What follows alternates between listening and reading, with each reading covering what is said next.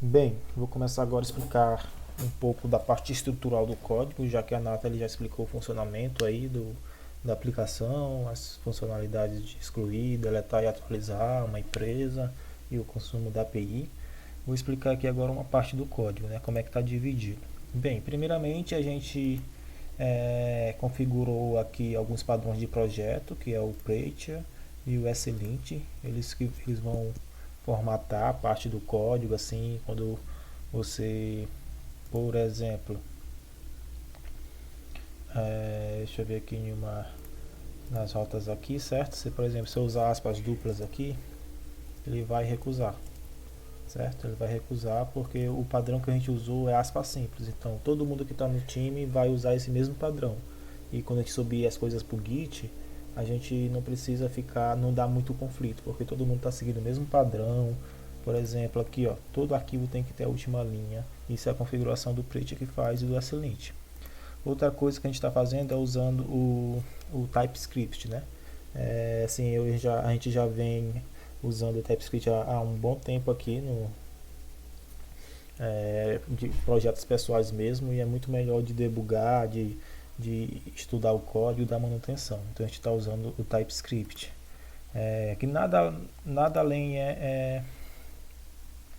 com o TypeScript você tem um controle melhor das coisas.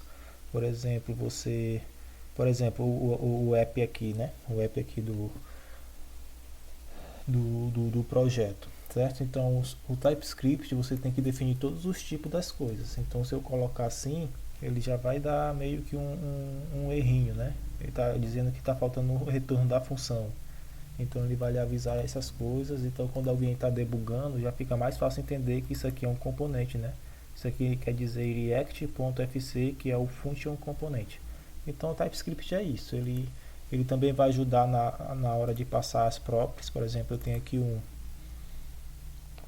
aqui um modal aqui, né, create, que ele espera receber umas props. E essas props você define aqui, né, quais são as props que você quer.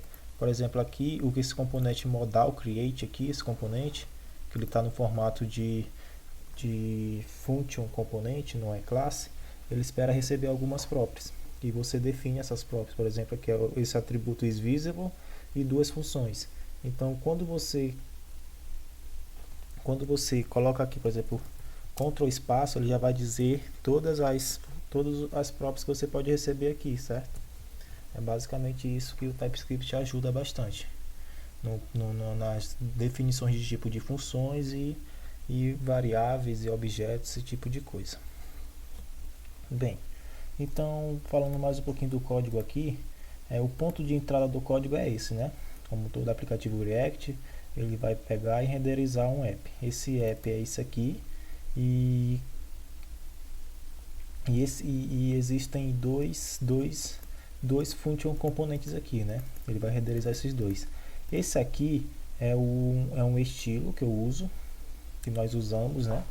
Porque assim, o CSS, o React, ele não é muito bom porque você tem que definir, você não tem como isolar o CSS, ele sempre vai ser de forma global. E com o Style de Component, quando você usa o Style de Component, você consegue definir um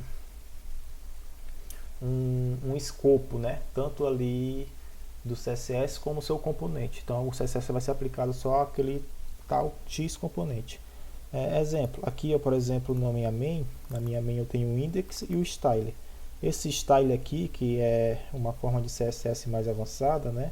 Que o style de componente usa, como se fosse um size, ele vai ser importado aqui na main. E só na main vai ser usado essa estilização, certo? É para isso que serve o function componente. Então você tem que definir eu gosto de definir um estilo global aqui para toda a aplicação, onde eu coloco alguns padrões aqui, fonte, margem, algumas coisas, botões, e esse style serve para isso, né? Vindo aqui um pouco para as pastas. Service vai ter o Axio, né, para você poder fazer a comunicação com o back-end. A Nathalie até explicou um pouco. Nós temos as rotas. Essas rotas aqui eu gosto de dividir, né? Então a gente dividiu, porque aqui esse global routes é justamente esse arquivo aqui. Ele vai conter todas as rotas do sistema. Aqui a gente só tem uma, né, que é das companhias. Poderíamos ter feito mais outras, mas a gente não fez, que poderia ser das comidas, ou do cadastro, ou do login, ou de algumas outras. Tudo vai ficar aqui nessa rota. No caso, essa rota vai renderizar o componente main. Esse main é como se fosse uma página, né? É como se fosse uma página, aquela página que a Nathalie explicou. Então essa página, todas as páginas ficam dentro dessa pasta pages. E a gente tem um componente aqui que é o card, né? O cardzinho que fica lá mostrando as informações da empresa. E os assets é onde ficam algumas imagens, logo e ícones, né? Que a gente usa dentro do projeto. Bem, falando um pouco agora dessa fase estrutural, vamos falar um pouco como é que funciona, né? Como é o fluxo. Bem, o fluxo é que a primeira coisa que vai ser renderizada é esse global routes. Ele vai lá no global routes, né? Nessas rotas ele vai renderizar, vai ver aqui a rota que acompanha lá no navegador. Se for essa aqui, ele vai renderizar a main, e o que tem na main é toda a nossa estrutura de funcionamento, né, da página. Aqui a gente define, como eu falei para vocês, o TypeScript ele já define aqui, permite a gente definir tipagem, né? A gente aqui, por exemplo, esse formato aqui de função componentes, a gente acha muito melhor do que a classes. Você define estados através dessa funçãozinha que você importa aqui do React, e ela devolve duas variáveis para você. O primeiro é o estado que você quer, e o segundo é uma função que vai mudar esse estado. Então toda vez que você quiser mudar um estado aqui no React, através de function components, você tem que usar essa função que é retornada pelo useState. No caso aqui, assim que é renderizado o main, ele começa com um array vazio de empresas, certo? Ele começa com um array vazio de empresas, e esse useEffect é como se fosse o DidiAmount lá da classe.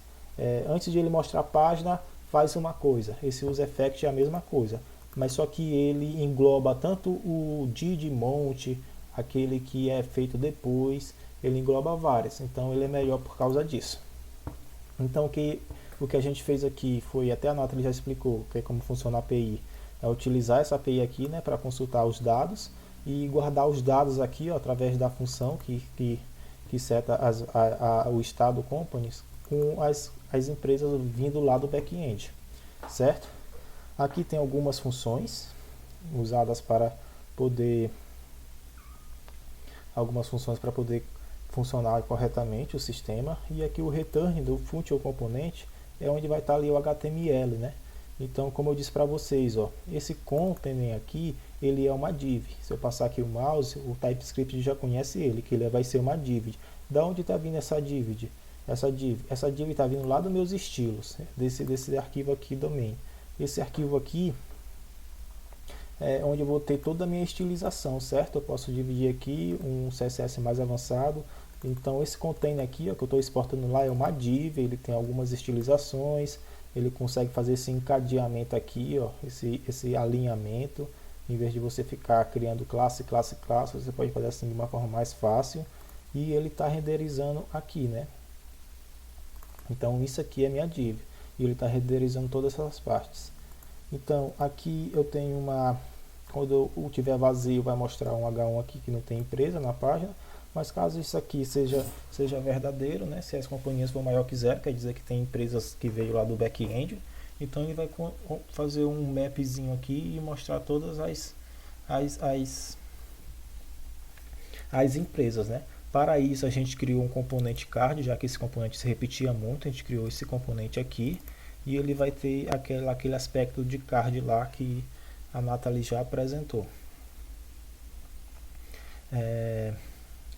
Então é basicamente isso. Então a gente usou aqui, o que eu posso dizer mais, já vai dar 10 minutos aqui de apresentação, é que